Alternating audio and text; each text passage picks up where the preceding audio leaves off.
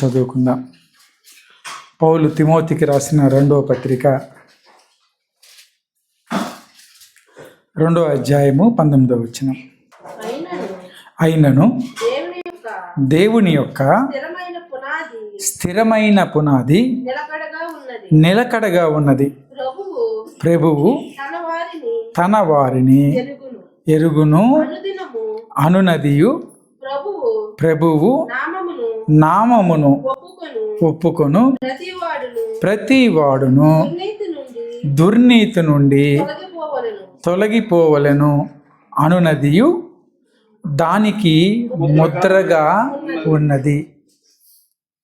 ప్రార్థన చేసుకుందాం. వాక్య స్వరూపి యేసయ్య, నీకే వందనాలు, స్తోత్రాలు. మధ్యాహ్నకాల సమయంలో బలలో చేయి వేయబోయే ముందు కొద్ది మాటలు తండ్రి, నీ యొక్క వాక్యము ద్వారా మేము తెలుసుకొని బలపడటానికి, మమ్మల్ని మేము పరీక్షించుకొని బలలో చేయి వేయటానికి నీ కృపను మీరు మాకు దయచేయమని నజరేయుడైన యేసు నామమున ప్రార్థించి వేడుకొంచున్నాం తండ్రి, ఆమేన్. పౌలు తిమోతికి రాసినటువంటి పత్రిక ఇది. తిమోతి సేవకుడుగా ఎఫెసు పట్టణంలో అక్కడ సంఘంలో పరిచర్య చేస్తూ ఉన్నాడు. ఆ సమయంలో పౌలు తన ప్రియ కుమారుడు అనేటువంటి తిమోతికి ఒక ఉత్తరం రాశాడు. ఈ ఉత్తరంలో ముందు భాగంలో చాలా విషయాలు తిమోతికి యొక్క ఉత్తరం రాస్తూ చాలా విషయాలు పౌలు చెప్తూ వచ్చాడు. ఒక కుమారుడిలాగా నువ్వు సంఘంలో ఏం బోధించాలి, ఏం బోధించకూడదు, దేన్ని హత్తుకొని ఉండాలి, దేనికి దూరంగా ఉండాలి, నీవు ఏ విషయాల గురించి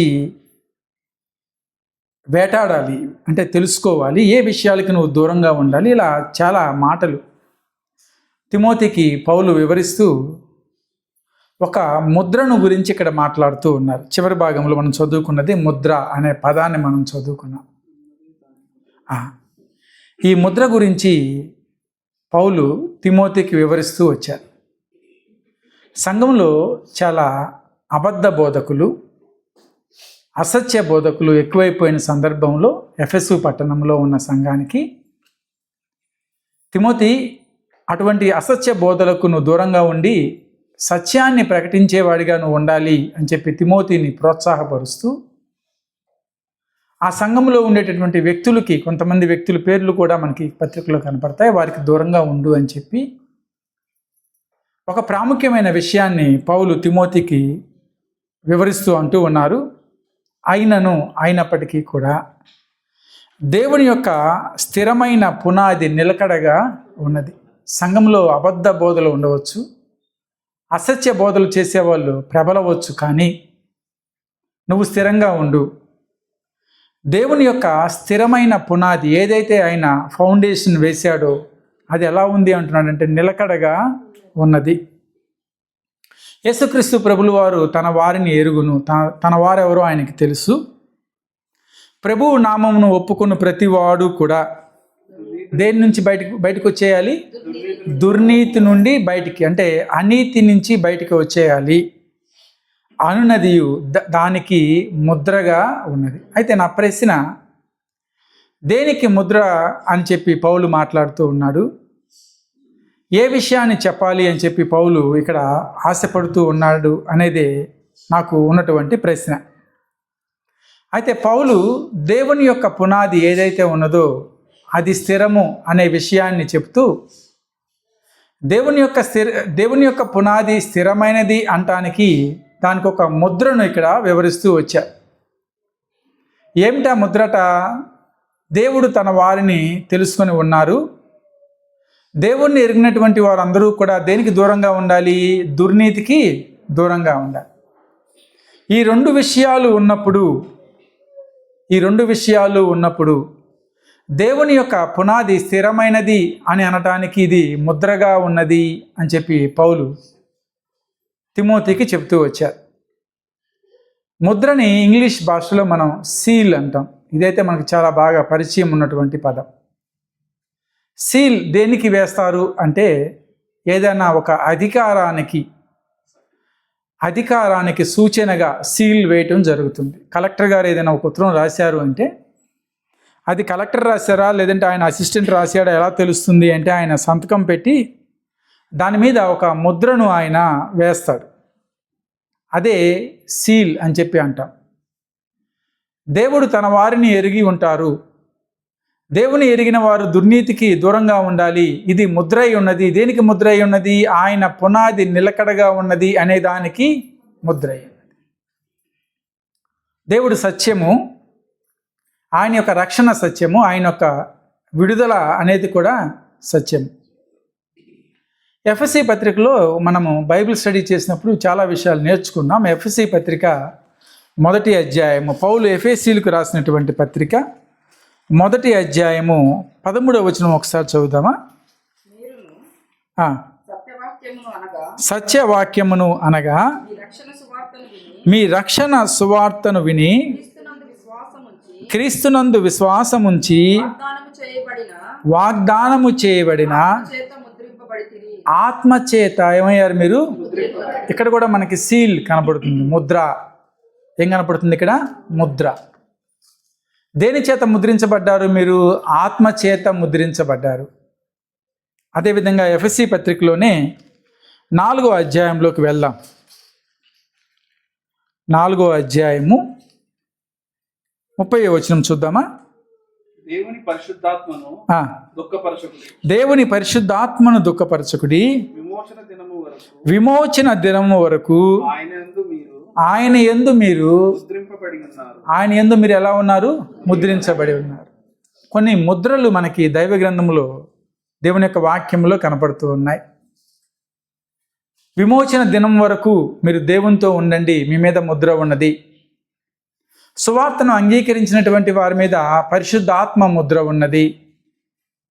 ప్రభువు తన వారిని ఎరుగును, ప్రభువుని ఎరిగినటువంటి వారు దుర్నీతికి దూరంగా ఉంటారు అనునది ముద్ర అయి ఉన్నది. దేనికి ముద్ర? క్రీస్తు యొక్క పునాది స్థిరమైనది అనటానికి ముద్ర. ఇలా చాలా విషయాల్లో ముద్ర మనకు కనపడుతూ ఉంటుంది. ఈరోజు ఈ మధ్యాహ్నకాల సమయంలో ఆ ముద్రకి ఉన్నటువంటి విశిష్టత ఏమిటి?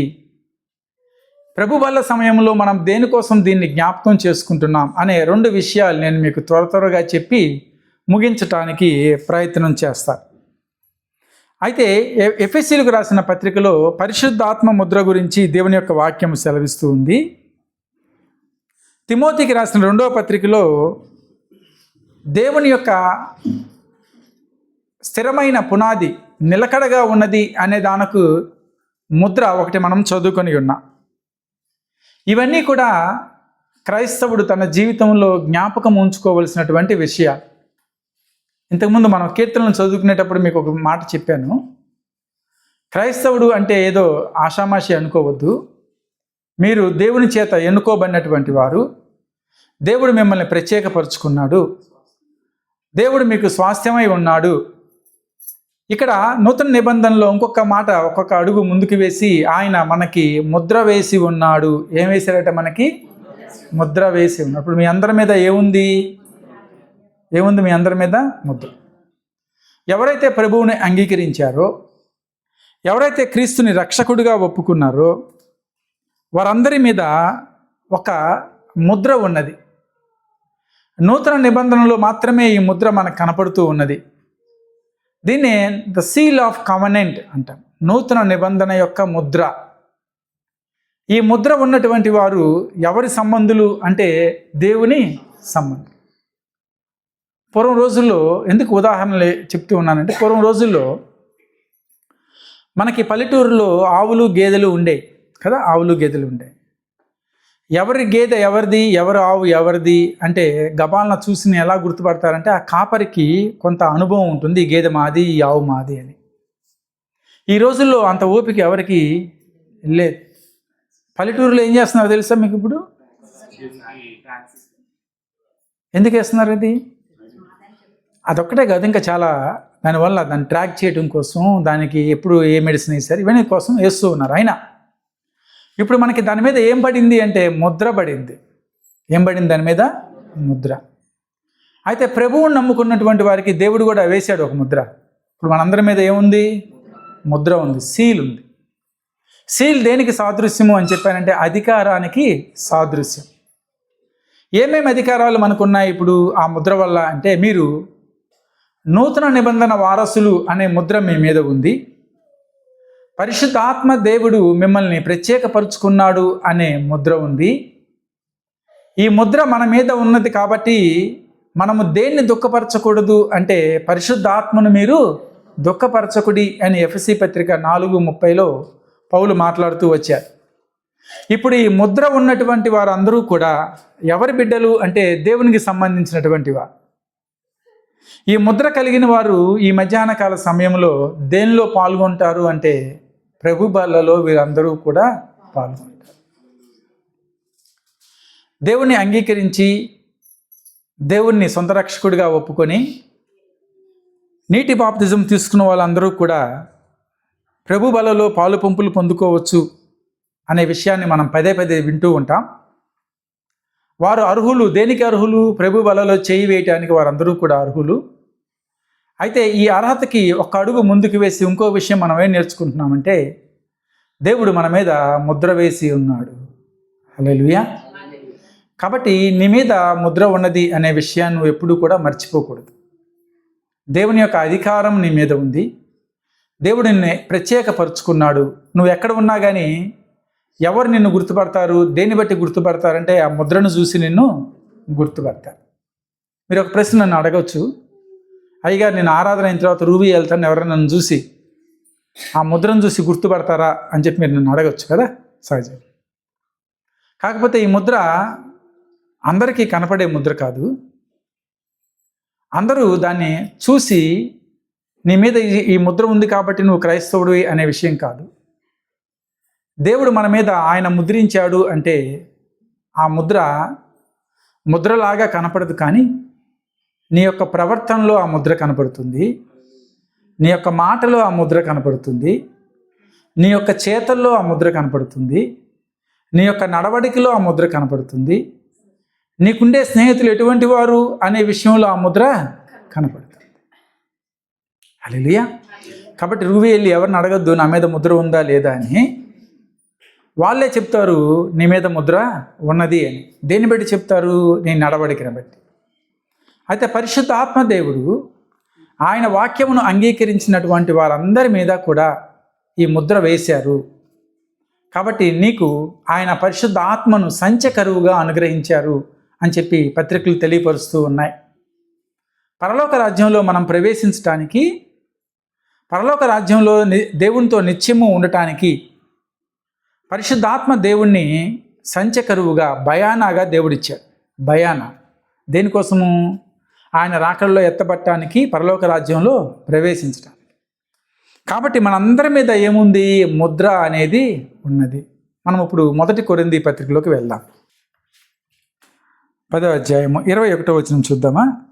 మీరు ప్రభువు పాత్రలోనిది దయ్యముల పాత్రలోనిది కూడా త్రాగనేరరు. ప్రభువు బల్ల మీద ఉన్న దానిలోను దయ్యముల బల్ల మీద ఉన్న దానిలోను కూడా పాలు పొందనేరరు. ఎందుకు? మనం అంటే మన మీద ఏముంది? ఇప్పుడు ఏముంది? మీ మీద ముద్ర, పరిశుద్ధాత్మ ముద్ర ఉంది. కాబట్టి మీరు ఏం చేయకూడదు అంటే, కొరింథీ పత్రికలో సంఘంతో మాట్లాడుతూ పౌలు అంటున్నాడు కదా, మీరు ప్రభువు పాత్రలోనిది దయ్యముల పాత్రలోనిది కూడా త్రాగనేరరు. ప్రభువు బల్ల మీద ఉన్న దానిలోను దయ్యములు బల్ల మీద ఉన్న దానిలోను కూడా పాలు పొందనేరరు. ఎందుకండి అంటే మీకు ఒక అధికారం ఇవ్వబడింది. ఈ అధికారము దేనికి ఇవ్వబడింది అంటే ప్రభువు యొక్క పాత్రలో చేయి వేయటానికి, ప్రభువు బల్లలో చేయి వేయటానికి మీకు అధికారం ఇవ్వబడింది. ఇప్పుడు మీకు దేంట్లో పాలు లేదు అని చెప్పి పాలు అంటే అర్థం ఏంటంటే మీకు సంబంధం. దేంట్లో పాలు లేదు మీకు అని పౌలు అంటున్నాడంటే, దెయ్యముల పాత్రలో మీకు పాలు లేదు, దెయ్యముల బల్లలో మీకు పాలు లేదు. ఎందుకంటే మీ మీద ఏముంది? దేవుని యొక్క ముద్ర ఉన్నది. కొన్నిసార్లు మనలో చాలామంది రెండిట్లో చేయి వేయటానికి ప్రయత్నాలు చేస్తూ ఉంటారు. సంఘంలో ఉన్నప్పుడు దేవుని బల్ల, బయటికి వెళ్తే దెయ్యం బల్ల. సంఘంలో ఉంటే దేవునిలో పాలు, బయటికి వెళ్తే దెయ్యంలో పాలు. గమనించారు ఎవరైనా అట్లాంటి వాళ్ళని? చాలామంది కనపడతారు మనకి. సంఘంలో ఉన్నప్పుడు వాళ్ళు చేసే ప్రార్థన ఎవరూ కూడా చేయరు. వీటిని ఏమంటారంటే గట్టి ప్రార్థనలు, పొడవు ప్రార్థనలు అంటాం. చాలా గట్టిగా ప్రార్థన చేస్తారు. బయటికి వెళ్తే వాళ్ళ మాటలు వినాలి, రెండు చెవులు మనమే మూసుకుంటాం. అంటే ఏమైంది, ఇప్పుడు దేంట్లో పాలు ఉంది వీళ్ళకి? రెండిట్లో పాలు ఉంది. పెద్దగా వాళ్ళకి తేడా కనపట్ల. కానీ దేవుని యొక్క వాక్యం ఏమని సెలవిస్తుందంటే, నీ పాపముల కొరకు నిన్ను విమోచించడం కోసం ప్రభు ప్రాణం పెట్టాడని నువ్వే ఒప్పుకున్నావు, నువ్వే అంగీకరించావు, నువ్వే దేవుని రక్షకుడిగా ఒప్పుకున్నావు. దేవుని రక్షకుడిగా ఒప్పుకున్న తర్వాత ఆయన నీ మీద ముద్ర వేశాడు, సంచకరువుగా అనుగ్రహించాడు ఆయన ఆ పరిశుద్ధ ఆత్మను. కాబట్టి అన్ని ఏర్పాట్లు ఆయన చేసుకొని ఉంటే నువ్వు దేంట్లోకి వెళ్ళకూడదు మళ్ళీ అంటే దెయ్యము పాత్రలోనికి, దెయ్యపు బల్ల మీదకి నువ్వు వెళ్ళకూడదు. ఎందుకంటే నీ మీద ఏముంది? ముద్ర. హల్లెలూయా. అదే అధ్యాయం 1 కొరింథీ పత్రిక 10వ అధ్యాయంలోనే ఇంకొక మాట చూసుకుందాం. 17వ వచనం చూద్దామా? మనమందరము ఆ ఒక్కటే రొట్టెలో పాలు పంచుకుంటున్నాము, పాలు పుచ్చుకొనుచున్నాము. రొట్టె ఒకటే కనుక అనేకులమైన మనము ఒక్క శరీరమై ఉన్నాము. ప్రభు బలలో మనం చేయి వేస్తున్నాము అంటే భావం ఏంటి అంటే, మన మీద ముద్ర ఉంది. ఇప్పుడు మనందరం ఏమైపోయాం? ఒక్క శరీరమే అయిపోయాం. దేని ద్వారా ఒక్క శరీరం అయ్యామంటే ఆ ముద్ర ద్వారా, పరిశుద్ధాత్మ యొక్క ముద్ర ద్వారా. పలు సందర్భాల్లో మనం అనుకుంటాం కదా, మా ఊరోడు, మా ఇంటి పక్కడు అని చెప్పి అనుకుంటాడు, మా కులపోడు అని కూడా అనుకుంటారు కదా, మా కులపోడు అని చెప్పి అనుకుంటారు. కానీ ఒక్కసారి క్రీస్తు రక్తంతో నువ్వు కడగబడిన తర్వాత, ఒక్కసారి ప్రభువు నువ్వు అంగీకరించిన తర్వాత నీలోకి ఏ భావన రాకూడదు అంటే, నీ కులం భావన రాకూడదు, నీ ప్రాంతీయ భావన రాకూడదు, నీ ఊరు భావన అస్సలు కూడా రాకూడదు. మా గోదావరిడే, మా తెలంగాణ ఓడే, మా ఆంధ్ర ఓడే అనే భావన ఎప్పుడు కూడా రాకూడదు.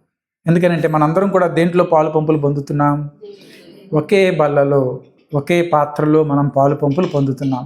నువ్వు నేను కూడా ఏమై ఉన్నామంటే దేవుని యొక్క శరీరమునకు, లేదంటే శిరస్సుకు అవయవములుగా మనందరము కూడా అయి ఉన్నాం. ఒక్క శరీరమే అయి ఉన్నాం. కాబట్టి మనలో ఒకటి కాలు ఒకరు చేయి అయ్యారు. కాబట్టి మనలో ఏ భావన రాకూడదు అని చెప్పి వాక్యం అంటుందంటే, ఆ భేద భావన మనలో అసలు రానియకూడదు. మనందరము కూడా ఒక తల్లి బిడ్డలమే, మనందరము కూడా ఒక తండ్రి బిడ్డలమే. మనలందరినీ కడిగింది ప్రభువే, మనలందరి మీద ముద్ర వేసింది ప్రభువే. నీ మీద ఉన్న ముద్రే నా మీద కూడా ఉంది, నా మీద ఉన్న ముద్ర పక్క ఉన్న వాళ్ళ మీద కూడా అదే ఉంటుంది. కాబట్టి మనందరము ఒకటే బలలో పాలు పంపులు పొందుతున్నాం. కాబట్టి ఎప్పుడూ కూడా ఈ లోక క్రియలు మనలోకి రాకూడదు, ఈ లోకంలో ఉండే భేదాభిప్రాయాలు మనలోకి రాకూడదు, ఈ లోకంలో ఉండే మలినము మనలోకి రాకూడదు. హల్లెలూయా. 10వ అధ్యాయంలోనే 16వ వచనం ఒకసారి చదువుదాం. మనము దీవించు ఆశీర్వచనపు పాత్రలోనిది త్రాగుట క్రీస్తు రక్తంలో పాలు పుచ్చుకొనుటయే కదా. మనము విరుచు రొట్టె తినుట క్రీస్తు శరీరములో పాలు పుచ్చుకొనుటయే కదా. ఇదంతా కూడా పౌలు గారు మీరంతా ఒక్కటేనయ్యా అని చెప్పటానికి సాదృశ్యంగా కొరింథీ సంఘంతో మాట్లాడుతూ వచ్చారు. దీని వృత్తాంతము మనకి చాలా సందర్భాల్లో తెలుసు. కొరింథీ సంఘంలో ఒక సమస్యను బట్టి పౌలు మాట్లాడుతూ, అక్కడ ప్రభు బలతో పాటు ప్రేమ విందు కూడా ఉండేది. అయితే ఈ ప్రభు బల్ల ప్రేమ విందులో ఒకేసారి పాల్గొనే సమయంలో ఆ సంఘంలో పలుకుబడి ఉన్నవాళ్ళు, మంచి పేరు ఉన్నవాళ్ళు, ఉద్యోగస్తులు ముందుగా భోంచేసి వెళ్ళిపోతున్నారు. చివరిలో ఈ జ్ఞానం లేనటువంటి వాళ్ళు, చదువుకోలేనటువంటి వారు కానీ పేదవారు కానీ ఉంటే వాళ్ళకేం మిగలటల్లా. దీన్ని బట్టి పౌలు అంటూ ఉన్నాడు కదా, మీరు అందరూ ఒక్కటే, ప్రభు బల్ల దగ్గరికి వచ్చేసరికి మనందరం కూడా ఒక్కటే. ఎందుకంటే ఇది ఒక్కటే బల్ల, ఒక్కటే రొట్టె, ఒక్కటే రక్తం. కాబట్టి దానిలో పాలు పంపులు పొందుకునేటప్పుడు మనలో ఏముండకూడదు అంటే భేదాభిప్రాయాలు ఉండకూడదు. ఈ లోక సంబంధమైన విషయాలు మనలోకి ప్రవేశించకూడదు. మనము దీవించు ఆశీర్వచనపు పాత్రలోనిది త్రాగుట క్రీస్తు రక్తంలో పాలు పుచ్చుకొనుటే కదా. మనము విరుచు రొట్టె తినుట క్రీస్తు శరీరంలో పాలు పుచ్చుకొనుటే కదా అని చెప్పి పౌలు అంటూ ఉన్నాడు. కాబట్టి ఇక్కడ మనం అందరము కూడా ఏమైపోయాము? ఒక్కటిగా అయిపోయాం. కాబట్టి మనందరికీ దీవెనలు ఆశీర్వాదాలు ప్రభు బల ద్వారా ఒకే రకంగా ఉంటాయి. ప్రభు బలలో చేయి వేసినప్పుడు నీకు ఒక రకమైన ఆశీర్వచనము, నాకు వేరొక రకమైన ఆశీర్వచనము రాదు. మనందరికీ వచ్చే ఆశీర్వాదాలు ఒకే రకంగా ఉంటాయి. మనందరము ఒక్కటే, మనందరము క్రీస్తు శరీరంలోనిదే పాలు పంపులు పొందుకుంటున్నాం. మనందరి మీద ఉన్నటువంటి ముద్ర ఒక్కటే. హల్లెలూయా. కాబట్టి ఈరోజు మధ్యాహ్నకాల సమయంలో బల దగ్గరికి మనం వచ్చాం. ఈ క్రీస్తు శరీరాన్ని తినాలి అని, ఆయన యొక్క రక్తంలో పాలు పంపులు పొందుకోవాలి అని చెప్పి మనందరం కూడా వచ్చాం. ఇంకొక విషయము నేను చెప్పి ముందుకు వెళ్తా. యేసుక్రీస్తు ప్రభులు వారు పలు సందర్భాల్లో అన్న మాట ఏంటంటే, నేనే జీవాహారమును అని. ఏమన్నారు ఆయన?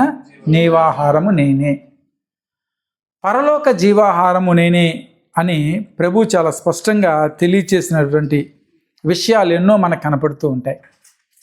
1 కొరింథీ పత్రిక 11వ అధ్యాయము 24వ వచనంలో, ఇది మీ కొరకైన నా శరీరము, నన్ను జ్ఞాపకము చేసుకున్నట్టుకై దీనిని చేయుడి అని చెప్పి ప్రభు పలికినట్లుగా పౌలు ఈ యొక్క పత్రికలో రాస్తూ వచ్చారు.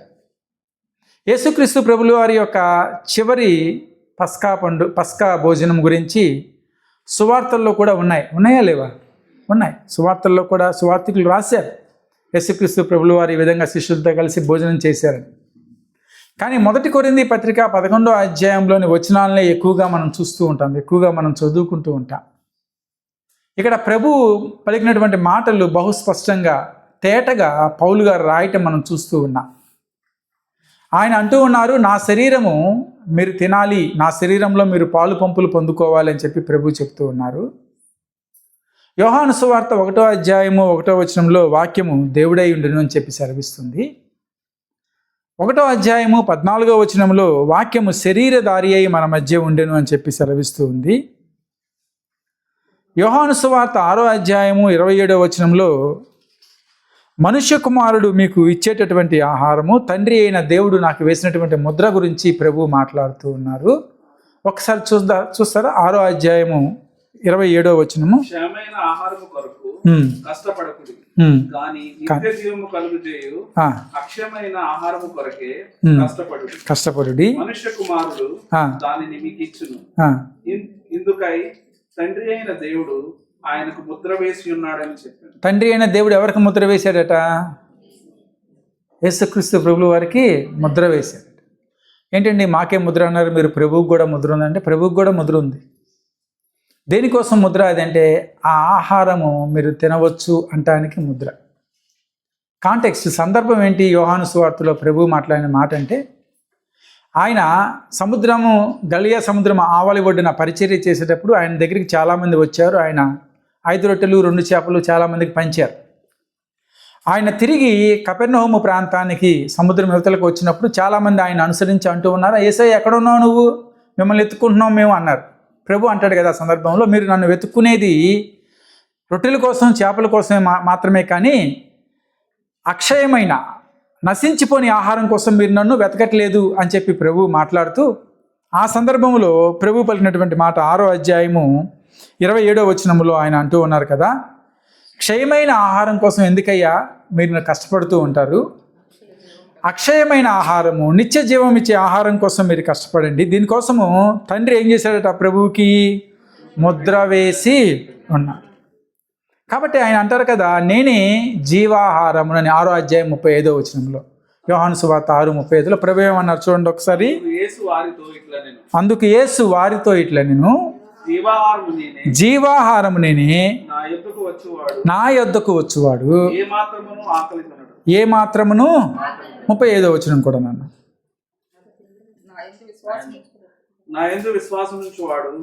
ఎప్పుడును దప్పిగొన్నాడు. కాబట్టి ప్రభువు మీద ఆయన జీవాహారంగా ఉన్నాడు కాబట్టి, ఆయన మీద ముద్ర ఉంది కాబట్టి, ఇప్పుడు ఆహారంలో మనం ఏం చేస్తున్నామంటే పాలు పంపులు పొందుతూ ఉన్నాం.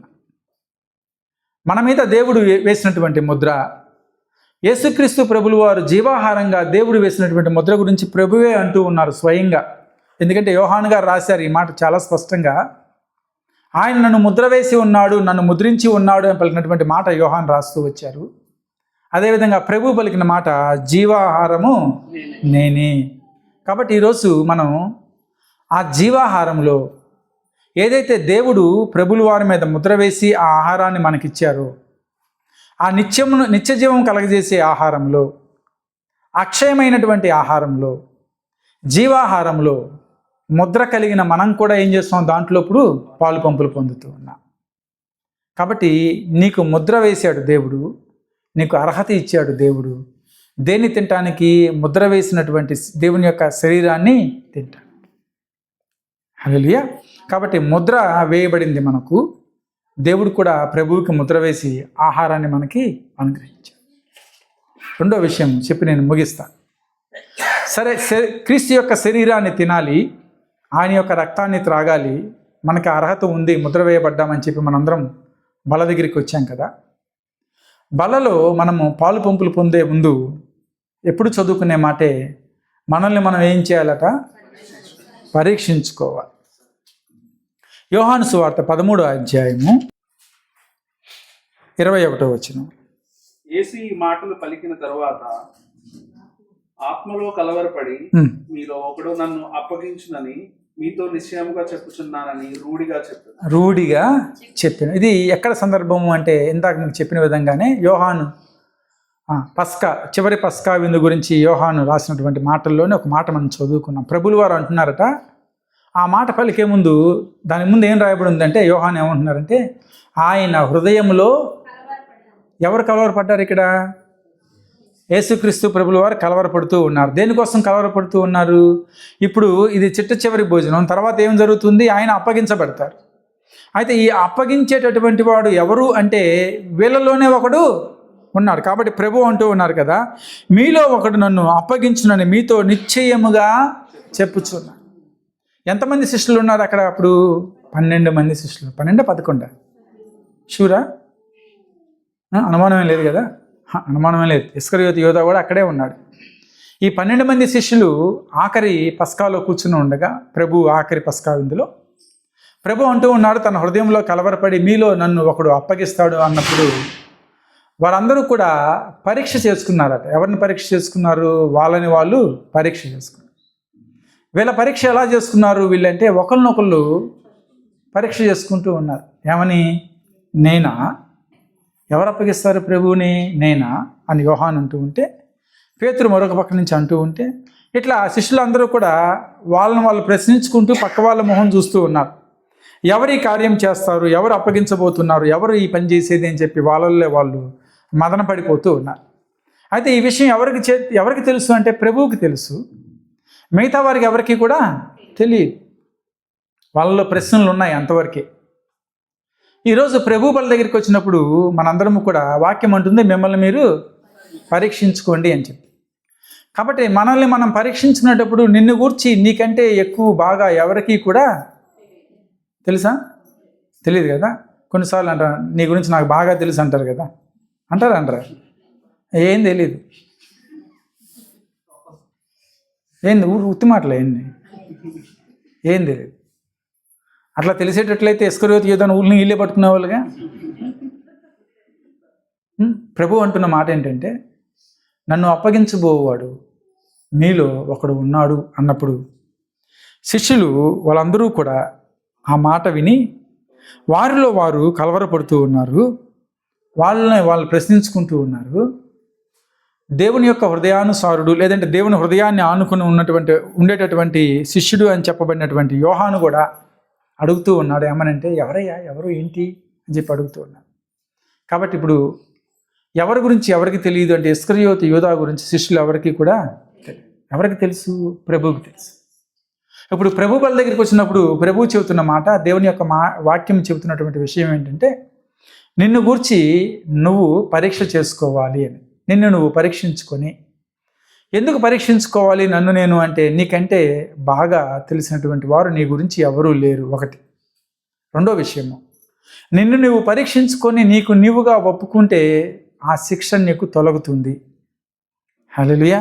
కాబట్టి కొన్నిసార్లు అడుగుతారు కదా, పోలీసు వాళ్ళు పట్టుకున్నప్పుడు దొంగలను ఏమంటారు? నిజం ఒప్పుకోరా అంటారు. ఇప్పుడు వాడు నిజం ఒప్పుకోలేదనుకో, ఎటు వెళ్ళాలి? వాడు 4 దెబ్బలు తినాలి. నిజం ఒప్పుకుంటే ఏమైపోయింది?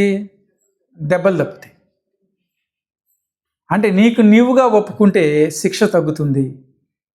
ఆత్మీయంగా ప్రభు బల దగ్గరికి వచ్చినప్పుడు ఎందుకండి మాటి మాటికి ఈ మాటలు చెప్తారు? నిన్ను నువ్వు పరీక్షించుకొని ఎందుకు చెప్తారండి ఈ మాటలు అంటే, నీకు నీవుగా సరిచేసుకుంటే, నీకు నీవుగా ఒప్పుకుంటే, నీకు నీవుగా విడిచిపెడితే ఏం తగ్గుతుంది? నీకు శిక్ష తగ్గుతుంది. పాస్టర్ గారికి పనిలాగా చెప్తున్నారా? కాదు కదా. కాబట్టి ఈ యొక్క 1 కొరింథీ పత్రిక 11వ అధ్యాయంలో దేవుని యొక్క వాక్యం అంటుంది కదా, మిమ్మల్ని మీరు పరీక్షించుకొని ప్రభు బలలో చేయి వేయండి అని చెప్పి. కాబట్టి ఈరోజు మనం ప్రభు బల దగ్గరికి వచ్చినప్పుడు మనలో ఏమైనా లోపాలు ఉన్నాయేమో, మనలో ఏమైనా పాపాలు ఉన్నాయేమో, మనలో ఏమైనా బలహీనతలు ఉన్నాయేమో, ఇప్పుడు వాటి గురించి పక్క వాళ్ళు సాక్ష్యం ఇవ్వాల్సిన అవసరం లేదు. కానీ నీకు నీవే సాక్ష్యం ఇచ్చుకుంటూ, నీకు నీవే ప్రభువు దగ్గర ఒప్పుకుంటూ ఆ బలలో మనం చేయి వేసేవారిగా ఉండాలి. కాబట్టి మన హృదయాలు మనం సిద్ధపరచుకుందాం. నూతన నిబంధన వారసులుగా దేవుని యొక్క ముద్ర మన మీద ఉంది, దేవుని యొక్క ఆత్మ ముద్ర మన మీద ఉంది. కాబట్టి మన ప్రవర్తన, మన అడుగులు, మన మాటలు, మన చూపులు ఆ ముద్ర యొక్క అధికారాన్ని ప్రతిబింబించేదిగా ఉండాలి. ఉదాహరణకి సీఎం గారు ఏదైనా లెటర్ రాసి ఇచ్చారనుకోండి, నాకు తీసుకెళ్ళి ఇవ్వాల్సిన వాళ్ళకి ఇచ్చాను, వాడు లెటర్ తీసి పక్కన పడేస్తే ఎవరికి విలువ లేదు? ఇప్పుడు సీఎంకి విలువ లేదు. ఎందుకంటే ఆయన రాసి స్టాంప్ వేసి ఇచ్చినప్పుడు, ముద్ర వేసి ఇచ్చినప్పుడు, సీల్ వేసి ఉన్నప్పుడు దాన్ని ఏం చేయాలి? ఎదుటి వాళ్ళు గౌరవించాలి. అలాగే దేవుడు యొక్క ముద్ర నీ మీద ఉన్నప్పుడు ఆ ముద్రకు నువ్వేం తీసుకోవాలి? గౌరవాన్ని తీసుకో. హల్లెలూయా. కాబట్టి మన ప్రవర్తన, మన మాటలు, మన చూపులు అన్నీ కూడా సరిచేసుకుంటూ ముద్ర వేసినటువంటి దేవుని యొక్క శరీరమును తినటానికి ప్రభు బల దగ్గర మనం చేరి ఉన్నాం. హల్లెలూయా. యేసుక్రీస్తు శరీరానికి ఎవరు ముద్ర వేశారు? తండ్రి అయిన దేవుడు. అంటూ నన్ను ముద్ర వేయబడి ఉంది నా శరీరానికి అని. కాబట్టి బల దగ్గరికి వచ్చినప్పుడు ఏం చేయాలి అంటే మనల్ని మనం పరీక్షించుకుంటూ బలలో చేయాలి. కాబట్టి బిడ్డలారా, ఎవరైతే ఈ మధ్యాహ్న కాల సమయంలో ప్రభు బల కోసం సిద్ధపాటు కలిగి వచ్చారో, ప్రభు బల కోసం సిద్ధపాటు కలిగి ఉండటం కాదు, ఎల్లప్పుడూ మనం కలిగే ఉండాలి. ఎందుకంటే ప్రభు బలకి సిద్ధపాటు గురువారం రాత్రి లేదంటే శుక్రవారం ఉదయం మొదటి వారం ఇట్లా ఉండకూడదు. ప్రతి క్షణము మనం దేనికి సిద్ధపాటుగా ఉండాలి? ప్రభు బలకి సిద్ధపాటుగా ఉండాలి. ప్రభు రాకడ ఎప్పుడు వస్తుందో తెలియదు. వచ్చేటప్పుడు చెప్పండి, ఆ వారం డేట్ చెప్పండి, ఆ రోజు వస్తామంటారా? ఎందుకంటే వాక్యం స్పష్టంగా ఉంటుంది, నేను ఎప్పుడు వస్తానో ఎవరికి కూడా తెలియదు అని. కాబట్టి నువ్వు ఎలా ఉండాలి? సిద్ధంగా ఉండాలి. ఫ్లైట్ 10 గంటల కంటే ఎన్ని గంటలకు వెళ్ళిపోతాం ఎయిర్పోర్ట్కి? వెళ్ళిపోతావా? ఎందుకు వెళ్తాం? 3 గంటల ముందు, 1 గంట ముందు వెళ్ళొచ్చుగా. అది రానివాడు, అది రూల్ అది. ఎందుకంటే నువ్వు సిద్ధంగా ఉండాలి. దేనికి సిద్ధంగా ఉండాలి? లగేజ్ వేసుకోవాలి, బోర్డింగ్ తీసుకోవాలి, ఇమిగ్రేషన్ అయిపోవాలి, సెక్యూరిటీ చెక్ అయిపోవాలి, గేట్లో నువ్వు కూర్చోవాలి. ఎంతమంది గేట్లో కూర్చోవాలంటే 60 నిమిషాల ముందు గేట్ దగ్గర నువ్వు ఉండాలి. అంటే నువ్వు ఎన్ని గంటల ముందు ఉండాలి అంటే వాళ్ళ లెక్క. అయితే దేవుని రాకడికి అట్లేం సమయం లేదు కదా. గుడ్ ఫ్రైడే రోజు దేవుడు వస్తాడు, వచ్చే నెల 10వ తారీఖు, తర్వాత 2 నెలలు, నెక్స్ట్ ఇయర్ అన్నట్లే ఉందా? లేదు. ఏ క్షణమైనా ఈ క్షణంలో దేవుడు రావచ్చు. కాబట్టి మనం ఎలా ఉండాలి అంటే సిద్ధపాటు కలిగి ప్రభు బల కోసం, దేవుని యొక్క రాక కోసం ఎప్పుడూ కూడా మనం సిద్ధపడే ఉండాలి. దానికోసం ప్రత్యేకమైన సిద్ధపాటు కలిగి ఉండే దినాలు, ఉపవాసం ఉండి ప్రార్థన చేసే దినాలు అంటూ ఏమీ ఉండవు. చాలాసార్లు మనం వింటూ ఉంటాం కదా, దేవుని రాకడకు సిద్ధపాటు దినాలు అని చెప్తూ ఉంటారు. దేవుడి రాకడ సిద్ధపాటు దినాలు అంటూ ఏముండవు. ప్రతిరోజు నువ్వు సిద్ధంగా ఉండాల్సిందే. కొద్ది మాటలు దేవుడు దీవించింది కాక.